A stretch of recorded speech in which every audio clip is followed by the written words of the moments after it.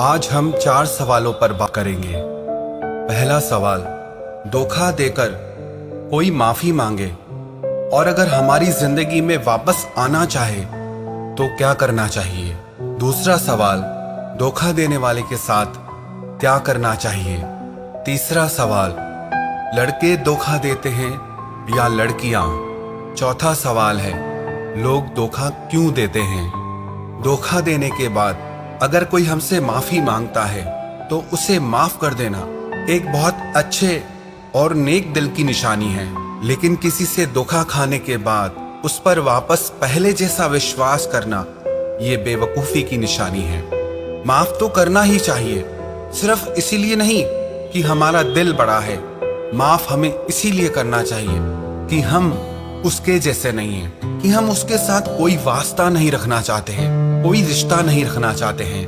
क्योंकि जब तक हम किसी को माफ नहीं करते हैं ना, किसी से नाराज रहते हैं या नफरत करते हैं, तो उससे हमारा एक लिंक जुड़ा ही रहता है, रिश्ता जुड़ा ही रहता है। और जब हम किसी को माफ कर देते हैं ना, मन के सारे गिले शिकवे मिटा देते हैं, तो उस इंसान से हमारा हर रिश्ता खत्म हो जाता है। और कई बार तो नफरत का रिश्ता प्यार के रिश्ते से भी ज्यादा गहरा हो जाता है। तो माफ तो करना ही चाहिए ताकि हम उस इंसान से खुद को आजाद कर सकें। माफ उसके लिए नहीं करना है, माफ हमें खुद के लिए करना है, लेकिन उसे दोबारा अपनी जिंदगी में लाना ये आपकी सबसे बड़ी गलती होगी। एक कहावत है कि आजमाए हुए को आजमाना, धूल मुंह में पाना। मतलब जिसको आप पहले ही आजमा चुके हो और उसको फिर आजमा रहे हो, इसका मतलब आप खुद अपने मुंह में मिट्टी डाल रहे हो। तो माफ बिल्कुल करना चाहिए, लेकिन उस पर दोबारा विश्वास कभी नहीं करना चाहिए।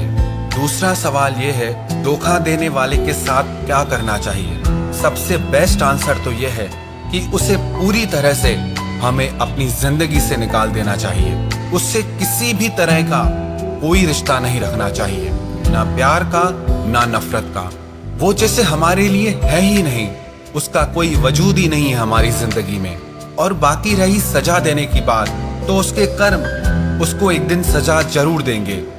कर्म कैसे सजा देते हैं उस पर मैंने एक वीडियो बनाई है, उसका लिंक मैं नीचे डिस्क्रिप्शन में दे देता हूँ। आप उस वीडियो को देखकर समझ जाएंगे कि किसी का किया हुआ कर्म उसका पीछा कभी नहीं छोड़ता।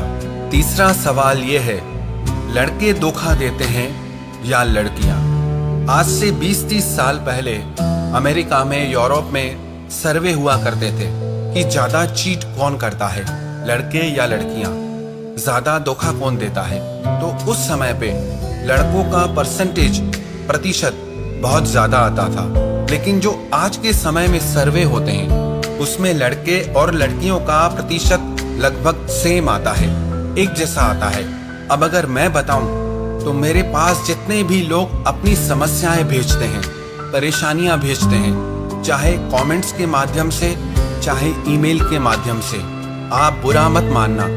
और ना ही मैं पर्सनली किसी को टारगेट कर रहा हूँ। उनमें से जो ज्यादा तकलीफ में होते हैं वो लड़के होते हैं। मैं ये नहीं कह रहा हूँ कि ज्यादा धोखा लड़कियां देती है, मैं सिर्फ ये कह रहा हूँ कि मेरे पास जितने लोग अपनी तकलीफ लेकर आते हैं, परेशानियां बताते हैं, उनमें से अधिकतर लड़के होते हैं। बाकी भारत का क्या प्रतिशत है वो समय समय पर सर्वे होते रहते हैं। मेरे ख्याल से अभी जो प्रतिशत है वो 60-40 का है। सर्वे यही कहता है कि 60% लड़के चीट करते हैं, लेकिन पर्सनली मेरे पास जितने लोग प्रॉब्लम लेके आते हैं उनमें से अधिकतर लड़के ही होते हैं। मैं किसी को पर्सनली टारगेट नहीं कर रहा हूँ, मैं सिर्फ ये बता रहा हूँ कि जितने लोग मुझे अपनी प्रॉब्लम्स बताते हैं उनका प्रतिशत क्या है।